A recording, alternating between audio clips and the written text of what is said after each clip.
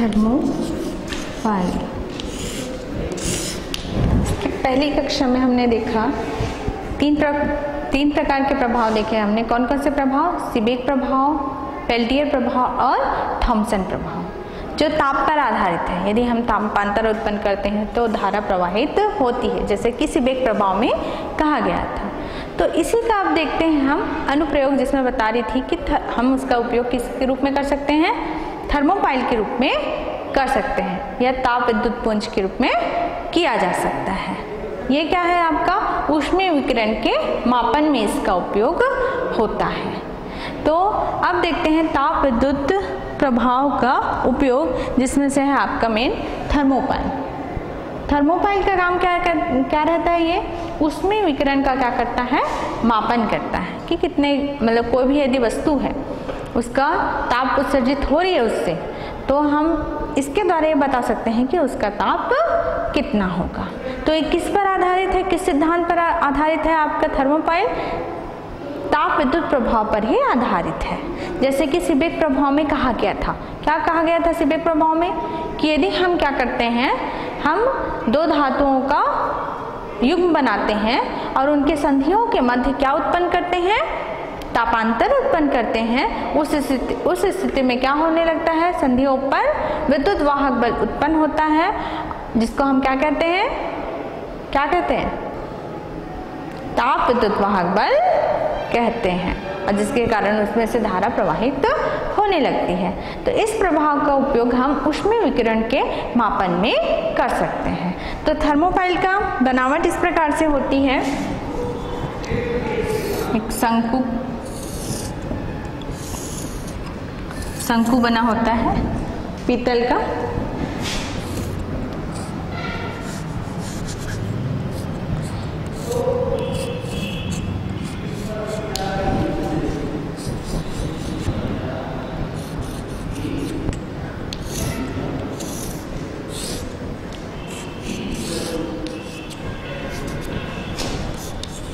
Thermopile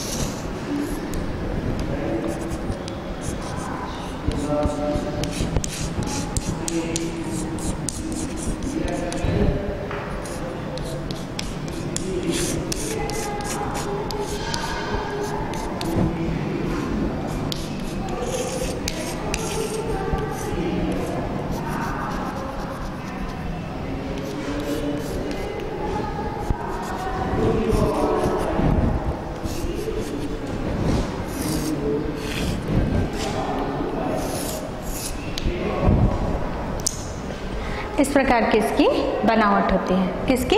thermopile की। इसमें क्या होता है मेन?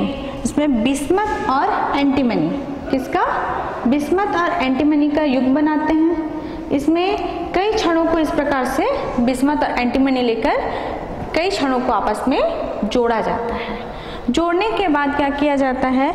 उसको एक घन का आकार दे दिया जाता है। घन का जो इसमें जो संधि स्थल आएंगे उनको इस प्रकार से एडजस्ट किया जाता है कि घन के सम्मुख के फलक बनाए। जो ये आपके क्षण आपने दिया है अपने बिस्मथ और एंटीमनी का, उसको इस प्रकार से बनावट होती है कि उसका जो संधि स्थल है वो किस तरह पाए? आपके घन के सम्मुख फलकों के रूप में आए। मतलब एक, जैसे एक आपका बॉक्स घन है तो एक फलक पर एक संधि स्थल है और दूसरे फलक पर दूसरा संधि स्थल है, इस प्रकार से। तो ये दो फलक हो गए, तो इस प्रकार से इसको बनाया जाता है। और इसको फिर क्या कर दिया जाता है? इसको एक पीतल का जो शंकु बना के इससे अटैच कर देते हैं, पीतल का शंकु करके, और पीछे इसके जो दूसरा भाग होता है संधि स्थल, दूसरे भाग में एक क्या है? पीतल का ढक्कन लगा दिया जाता है। और उसका संबंध हम किससे कर देते हैं? जो बिस्मथ और एंटीमनी का जो लास्ट जो पॉइंट होते हैं उनको क्या किससे कर देते हैं, तार से ज्वाइन करके हम किससे, धारामापी से जोड़ देते हैं। धारामापी से जोड़ दिए। अब क्या होगा, जैसे ऊष्मीय विकिरण आपतित होगी। इसमें एक और बात है कि इसमें जो सामने वाला फलक होता है जिस पर ऊष्मा आपतित होगी वो वाला भाग को काला कर देते हैं, ताकि पूरा का पूरा जो ऊष्मीय विकिरण उस पर ही केंद्रित हो, मतलब उस संधि स्थल पर ही आपतित हो। और दूसरे भाग में क्या रख दिया जाता है, दूसरा संधि में पीतल का ढक्कन, मतलब वो क्या कर देगा, एक में केंद्रित होगा एक भाग में और दूसरे भाग में वो परावर्तित हो जाएगा। तो इस प्रकार रहता है। अब जिस वस्तु का हमको क्या करना है, ऊष्मीय विकिरण का मापन करना है, तो ऊष्मीय विकिरण को इस शंक्वाकार जो भाग है उस पर आपतित करते हैं। इस भाग पर आपतित किए तो ये वाला जो भाग है, मतलब पहला वाला जो संधि का भाग है वो क्या हो गया, आपका गर्म हो गया, मतलब पहले तरफ की जो संधि के का ताप है वो क्या हो गया, बढ़ गया। और दूसरे का ताप क्या है, दूसरे तरफ वाला संधि का कांस्टेंट है, जितना पहले था उतना ही है। तो बढ़ किसका रहा है, इस तरफ जो शंक्वाकार भाग है उसका ताप क्रमशः क्या हो रहा है, बढ़ रहा है, जिसके कारण क्या उत्पन्न हो जाएगा, संधि स्थलों के बीच क्या उत्पन्न होगा, तापांतर उत्पन्न होगा। और तापांतर उत्पन्न होने के कारण सीबेक प्रभाव से उसमें धारा प्रवाहित होने लगेगी। तो वो धारा का मान हमने इसको किससे जोड़ा हुआ है, धारामापी से जोड़ा हुआ है, तो हम धारामापी से उस धारा का मान नोट कर सकते हैं। तो ये आपका थर्मोपाइल की क्रियाविधि हो गई कि किस प्रकार कार्य करता है। तो इसमें क्या करेंगे, जैसे हम इसके द्वारा अज्ञात जो वस्तु है उसका ताप कैसे निकालेंगे उसको देखते हैं। हम सबसे पहले क्या करते हैं, जिन वस्तुओं का ताप हमको मालूम है, ज्ञात है, उस ताप की वस्तु को इसके सामने रख के हम धारा का मान नोट कर लेते हैं। मतलब आप थीटा के साथ किसका मान नोट करोगे, धारा आई का मान नोट करते जाएंगे, मतलब ज्ञात ताप की वस्तुओं को रखते जाएंगे और उसके संगत हम धारामापी से धारा का मान नोट कर लेंगे। तो इस प्रकार क्या है, थीटा और आई के बीच एक कर्व मिलेगा, हमको ग्राफ मिलेगा। ये पहला प्रोसेस हो गया। उसके बाद क्या करेंगे, जिस वस्तु का ताप हमको नहीं मालूम है, मतलब अज्ञात वस्तु का ताप हमको निकालना है, उस वस्तु को इसको सामने रखेंगे और ये देखेंगे कि उसमें धारामापी में कितना मान आता है। तो उसको हम किससे संबंधित करेंगे, जो हमने ज्ञात ताप निकाला है, जो कर्व खींचा है, उस कर्व में देखेंगे कि कहाँ पर आता है।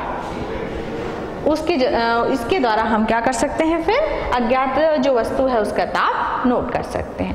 पहले हमने क्या किया, ज्ञात वस्तुओं का ताप निकाल लिया, उसके लिए एक अंशांकित क्या कर दिया, कर्व खींच लिया थीटा और आई के बीच। उसके बाद हमने क्या किया, अज्ञात वस्तु को रखा, उसके ताप के साथ में क्या किया, धारामापी के द्वारा धारा का मान नोट कर लिया और उसको किससे संबंधित किया, हमने थीटा और आई के बीच ग्राफ खींचा है उसमें हमने उसको देखा कि कहाँ पर आता है। तो उसके द्वारा हमने किसका मान निकाला, अज्ञात वस्तु का ताप हमने इसके निकाल लिया।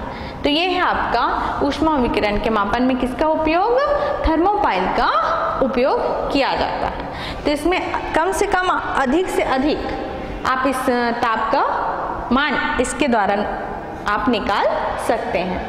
तो जैसे आपका 300 से आपका कम है, 300 सेंटीग्रेड से यदि नीचे का ताप है, तो ताप जो आपने ताप युग्म लिया है उसमें बस अंतर आ जाएगा। जैसे आपका 300 सेंटीग्रेड से नीचे है तो आप लोहा और कांस्टेंशन युग्म लेंगे। उसी प्रकार यदि 300 से 600 सेंटीग्रेड है तो आप किसका लेंगे, निकेल और लोहा का युग्म लेंगे। और यदि 600 सेंटीग्रेड से अधिक है, मतलब अधिक ताप का मापन करना है, तो उस समय आप किसका लेंगे, प्लेटिनम और इरिडियम धातु का युग्म बनाएंगे। तो ये है आपका थर्मोपाइल और इसके द्वारा हम किस प्रकार से मापन, अज्ञात वस्तु के ताप का मापन कर सकते हैं। इसी प्रकार इसका जो ताप विद्युत प्रभाव का और उपयोग हो सकता है, किस रूप में हो सकता है, विद्युत शक्ति उत्पन्न करने में। क्योंकि इसमें क्या होता है, आपका ताप के द्वारा क्या उत्पन्न हो रहा है, धारा उत्पन्न हो रही है, जिसका उपयोग हम जैसे ग्रामीण इलाके हैं जहाँ विद्युत सप्लाई नहीं हो सकती वहाँ इसका आप यूज़ कर सकते हैं। तो ये आपका इसका उपयोग हो गया ताप विद्युत प्रभाव का। तो ये आपका जो चैप्टर था ताप विद्युत प्रभाव या ऊष्मा का विद्युत धारा का ऊष्मीय प्रभाव यहाँ समाप्त होता है। धन्यवाद।